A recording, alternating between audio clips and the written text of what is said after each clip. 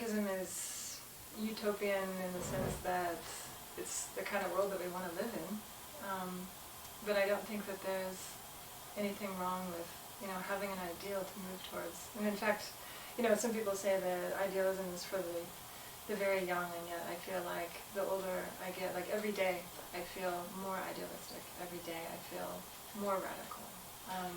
Because I learn to let go of the fear of, not being able to make change, and start realizing that there's nothing but the aspiration to make change. Like, there's no time for anything else. What I think is unrealistic is expecting people to continue to live under oppressive circumstances for indefinite periods of time. What I think is unrealistic is expecting that there's just an infinite number of resources for people to extract and exploit, and that everything will somehow be able to continue along like that, so that a very, very small number of people will be able to live this unbelievably opulent lifestyle, and that vast, vast majorities of people will suffer. I think that's wildly unrealistic.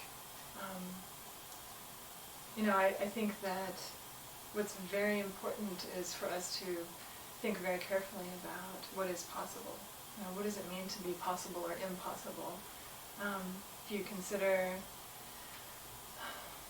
in the 20s, for example, and then talked about the civil rights movement then, or the gay rights movement in the United States, and then took a look now, right? The kind of lifestyle that many of us are able to enjoy now is completely impossible compared to 100 years ago.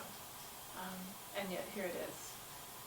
And so I think that sense of that unrealism, that pessimism around that comes from a really truncated view of history.